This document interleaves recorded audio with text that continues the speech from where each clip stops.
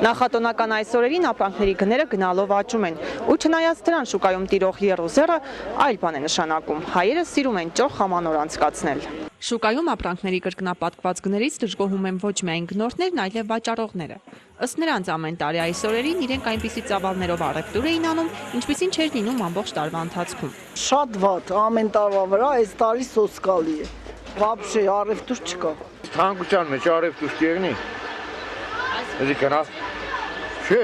ամեն ինչ թանկ է, ժողովուրդը կա ապրանք առնի։ Տեղական խնձորը ցիտրուսից է թանկ է։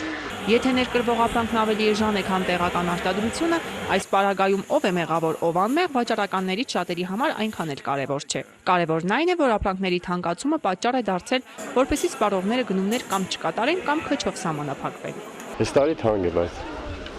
ասենք բանը համեմատած անցած տարվա հետ այս տարի շատ թանկ։ Ահավոր է, ինչպես է։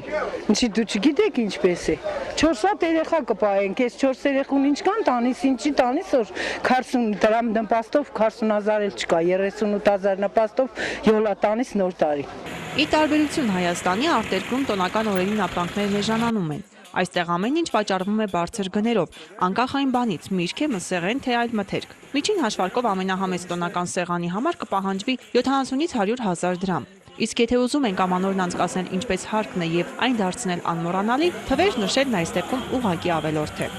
40-ը արդեն ծախսել ենք, 20 էլ պարտքենք երեք, 20 էլ կենենք, կարող է հերիք ենե կամ չենե։ Տոլմեն հաստատ կեղնի, մեկիչը բլինչի կենենք։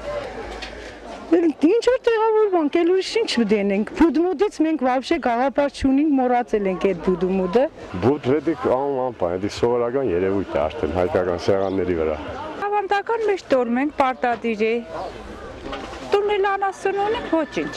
Որքան էլ ապրանքների գները թանկանան, ավանդույթի համաձայն գյումրեցիները ուշ թե շուտ կատարելու են իրենց գնումները։ Ամեն ինչ անելու են, որ հանկարծ իրենց տոնական սեղանի խոզի բուդը, բանան ու ձմերուկաչափ խնձորը ոչնչով չզիջի հարևանի ունեցած-չունեցածին։ Իսկ հետևանքը որպես կանոն նման ընտանիքները կզգան հունվարի։ Դեկտեմբերից ամբարած հին սննդամթերքը հենց կերանպրծան, կհայտնաբերեն, որ նորը գնելու համար ոչ իրենք գումար ունեն, ոչ էլ մեկ ուրիշը, որ պարտք վերցնեն յոլա գնան։ Ալա Բաղդասարյան, Արթուր Մարգարյան, Ազդարար։